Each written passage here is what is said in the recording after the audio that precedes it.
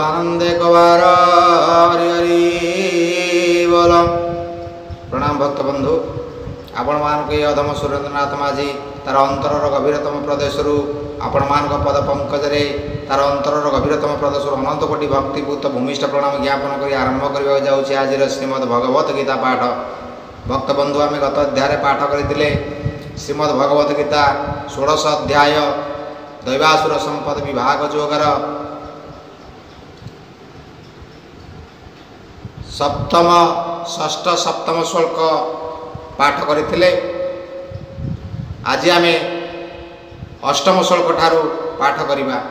ये अष्टम श्लोक रे भगवान कहिबे जे असुर प्रकृति लोकमानकर मनर कथा को कहिबे, अर्जुन को बुझेबे। आम पाठ करवा, संक्षिप्त आलोचना करवा, शेष नवाक्षरी छंद पाठ करवा। डेरी न करवानी भक्त बंधु माने, मो प्राणर भक्त बंधु माने आसतु। अधमर अनुरोध क्रमे आसतु, समस्ते एकाठी होई जोड़ हस्ते भक्तिभूत चित्त भगवान वासुदेव पद पंकजरे अनंत कोटि भक्तिभूत प्रणाम नवेद्य अर्पण कर आज आरंभ करवा आज श्रीमद् भगवत गीता पाठ।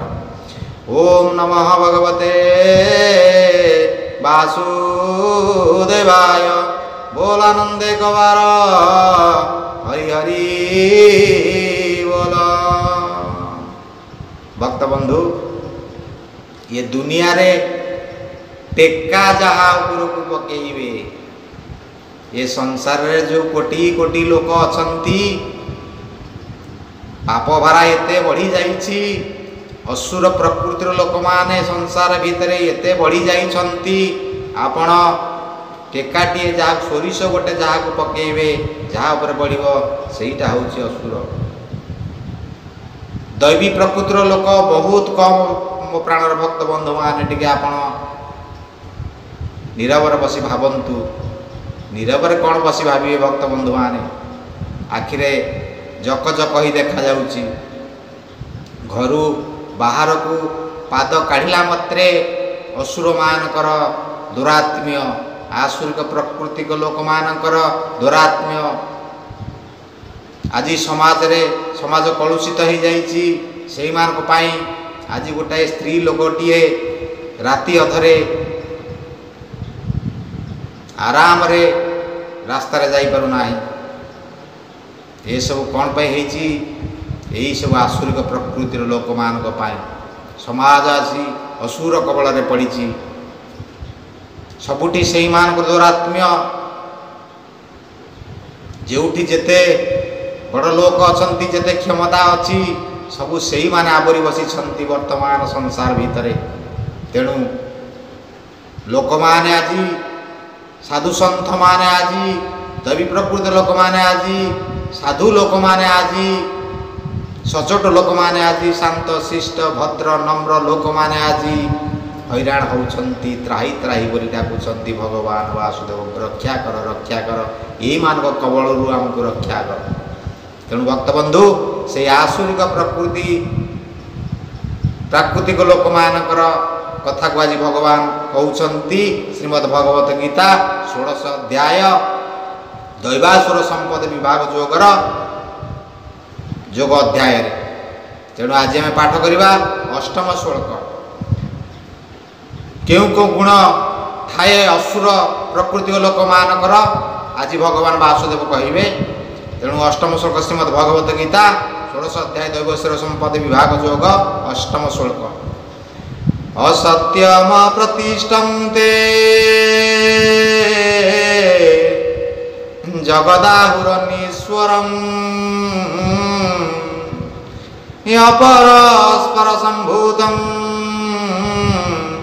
किमन्यत काम हेतुकम्। असुर प्रकृति लोक माने कहती ये जगत रे ईश्वर बोली कही नाहंती। वेदादि सबु मन गढ़ा, स्त्री पुरुष संजोग रे जीवर सृष्टि, काम केवल मात्र संसार रे कर्ता। यही असुरिक प्रकृति को लोक मानकर जो गुण को आश्रय करी माने बंची थांती, बा जो गुण को आसुरिक गुण बोली कहा जाए,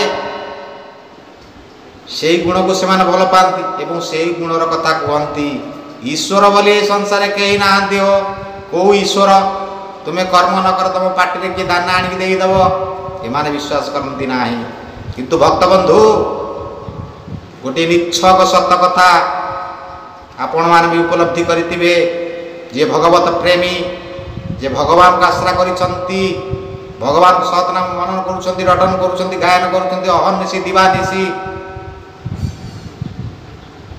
से ही उपलब्धि करिवे भगवान अछंती ना नाही एवं भगवान दाना पानी दियंती कि नाही से ही सकल हर्ता कर्ता दैव विधाता तांको बिना निर्देश रे पवन बहे नाही गछर गोटाए पत्र भी हले नाही किंतु एमाने कोन कहंती ना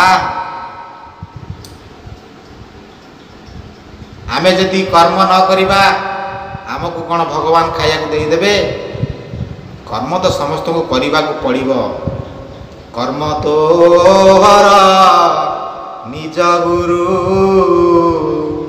उधव केते धूप चारु कर्म समस्त को करने को पड़ो से कथार किसी ना किंतु एमान कहती ईश्वर बोली संसार रे कहीं नहांती या कौन ठीक या 100% भूल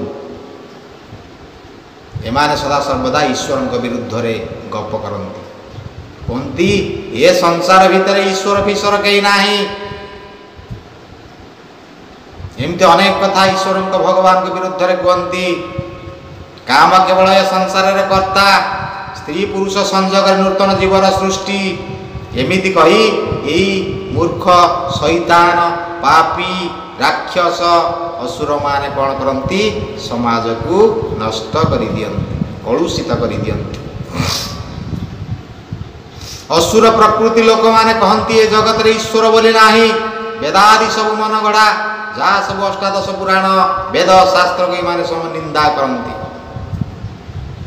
केते महा महा मनीषी जुग जुग तपस्या करी तपस्यार फल स्वरूप जहाँ से माने प्राप्त करिसंती सेमाने लेखि दे जाइछंती सेमाने पोथी पुराण वेद उपनिषद अष्टादश पुराण सब सेमानकर लेखि देइछंती किंतु सेमानकर सब जीवन रे जहाँ अभिज्ञता जहाँ सेमाने पाइछंती भगवान को धरी जहाँ सत्य जहाँ ज्ञान जहाँ न्याय जहाँ पुण्य ताकू सबू लिपिबद्ध कर जाइछंती किंतु ये असुर समाजर असुर उशृंखला लोक माने कौन करती ताकू निंदा करती एक बार काटी दियंती कहती वेद पुराण ये सब मिछ मिछ सब काल्पनिक तथ्य मन गढ़ा कहानी विचार करंतु भक्त बंधु माने यह कौन मन गढ़ा कहानी यह मन गढ़ा कहानी होई न पारे ये 100% निजर भौतिक शरीर भितर थाई भगवान को आराधना करी जहाँ से माने प्राप्त करिसंती भक्ति माध्यम रे निजर साधन माध्यम रे निजर तपस्या माध्यम रे निजर सर्वस्व उत्सर्ग माध्यम रे समर्पण माध्यम रे जहाँ प्राप्ति करिसंती ता लेखि जाइसंती ता केही काटी परिबे नाही किंतु ये मूर्ख माने समाज उशृंखल माने पापी माने राक्षस माने असुर माने एमाने सब काटी देबे एमाने कहबे भगवान बोली किसी संसार नाही वेदादि सब मन गढ़ा काल्पनिक कहानी स्त्री पुरुष संजोग रे जीवन सृष्टि काम केवल मात्र संसार रे करता मद खाइबे मांस खाइबे पर नारी हरण करिवे चोरी करिवे राहाजानी करिवे मनीष मारिवे यही सब है एमानकर कर्म एइथिपाई आज संसार रे साधु लोक माने विवेकी लोक माने बुद्धिमान लोक माने साधु संत माने आज से शत शत प्रणाम करुछंती केमिति सेमान पाखकू आमर पाद न पड़ू यही माने आज संसार को नष्ट कर देउछंती ए असुर माने तेणु भगवान कहले अष्टम श्लोक रे जे असुर प्रकृति लोक माने कहती जगत रे ईश्वर बोली किछि नाही वेदादि मन गढ़ा स्त्री पुरुष संजोग जीवर सृष्टि काम केवल मात्र संसार रे कर्ता। नवम श्लोक रे कौन कहले ये तां दृष्टि मभष्टभ्य नष्टात्मा नोल्प बुद्धय प्रभवन्तु कर्माणः क्षयाय जगतो हिता। से पापात्मा अल्प बुद्धि लोक माने जगत ईश्वर शून्य कही उग्र कर्म करी निजर सुख सकाशे संसार को क्षय करती। संसार अन्यान्य लोक मानू क्षय करती, संसार को क्षय करती। ऐसे माने कहती ये परी कारण ही नव सुंदरी विधि विधान किछि नाही काम स्वरूप ए अटई पुरुष नारी एकतारे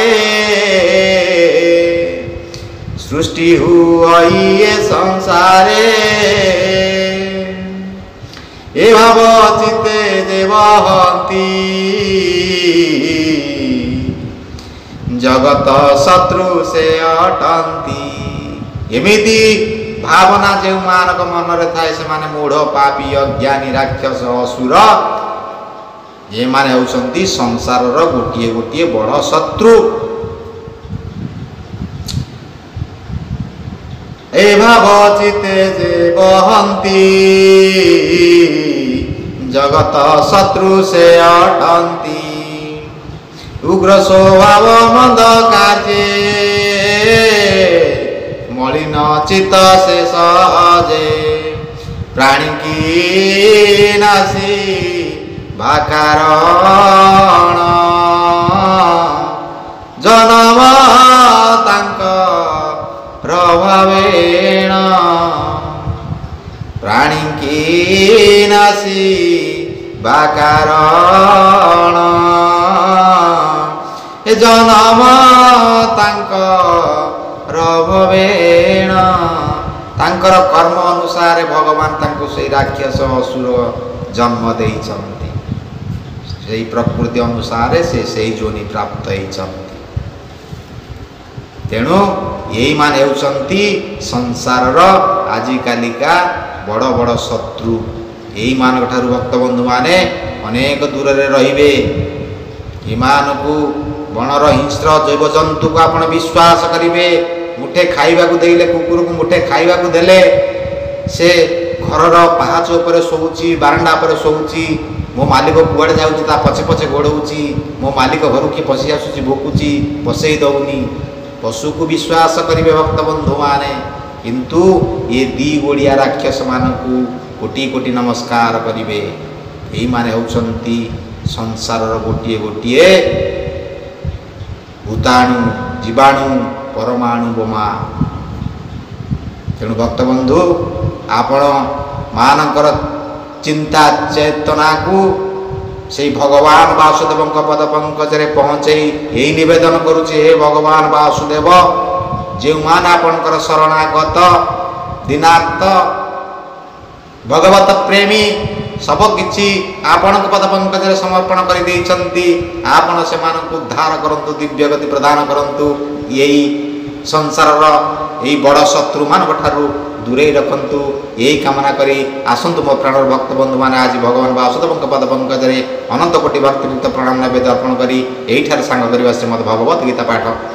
ओम नमः भगवते वासुदेवाय बोल आनंद एक बार हरि हरि